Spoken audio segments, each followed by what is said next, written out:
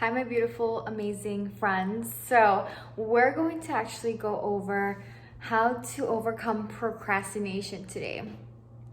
And there's actually 4 simple ways that I recommend that have helped me, and hopefully you try them and they help you. But let's start this by saying, if you're new to this channel, my name is Veronica. If not, welcome back. And number one. So number one is breaking it down, and going along that is writing it down and planning it. So I have a planner. It could be on your phone or it can be on a physical planner, and pretty much just actually writing it down, putting time aside, because usually you don't want to do something, you procrastinate, you delay it because it's overwhelming or it's boring or whatever. You don't like it, you don't want to do it. And if you put time aside and make it easier and bite-sized by breaking it down, it's more appealing for you to actually do. So something, and well, yeah, so this goes along with number two. So number two was limit distractions. So going together, so let's say you put time aside and you want to do either kind of like when I first started meditating. When I first started meditating, what I would do is I would just do 5 minutes a day. That was the minimum. So I would just say, hey, if I can just do 5 minutes a day, amazing. And sometimes I would do 10, sometimes I would do 15, but it was more consistent because it was simple.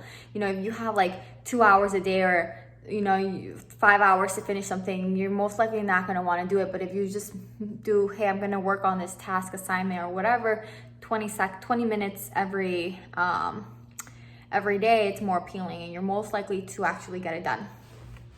So no distractions. So wherever it is, sometimes some people can't work at their house. Some people have to go to get to a coffee shop or to the library, or sometimes, wherever works for you, you have to know your personality and kind of test things out, and that's how you learn what works for you. So if you want to go to the library or want to go to a coffee shop or just work from your home, make sure you limit your distractions, and this allows you to get more into that flow state, do whatever your task is more efficiently and actually faster and better quality work. So definitely to put your phone on do not disturb. And this technique is called the Pomodoro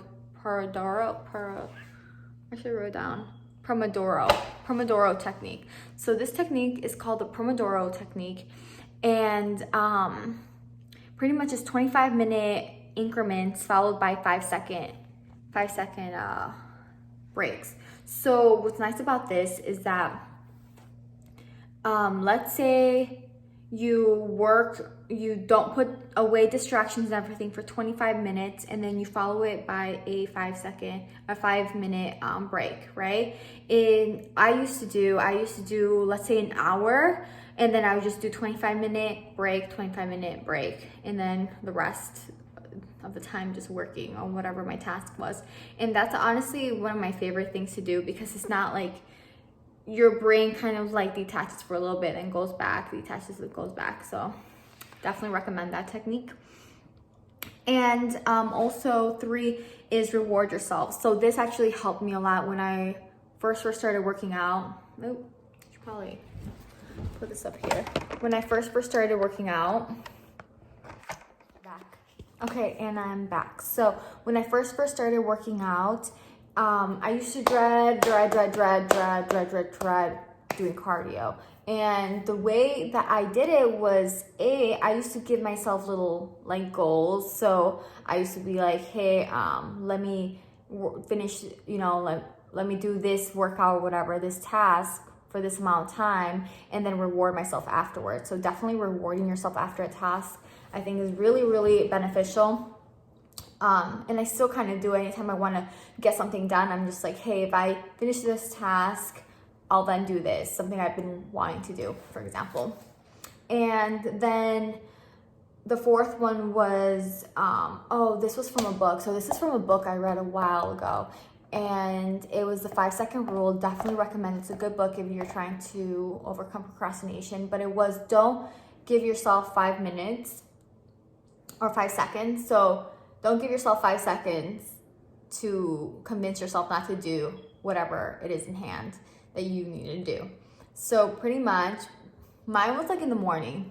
I applied it in the morning. When I would wake up, I used to dread waking up early and I would just stay on my phone and do all this stuff. So what I did was when I opened my eyes, for example, I just got up and started washing my face, for example. And this can be for a task. Whenever you're thinking of this task, just do it. Just pull out your stuff, sit down, put your phone on airplane mode and just start.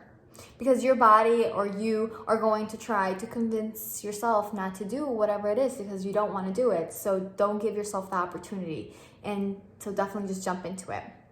And something that's really, really important of all of this is you have to know yourself, because something that might work for me might not work as well for you. Some things might work better than others. So definitely knowing yourself and knowing what works for you. And the best way is to try them out and see what works. But recap is breaking it down, actually planning it and breaking it down into increments of like 25-minute breaks.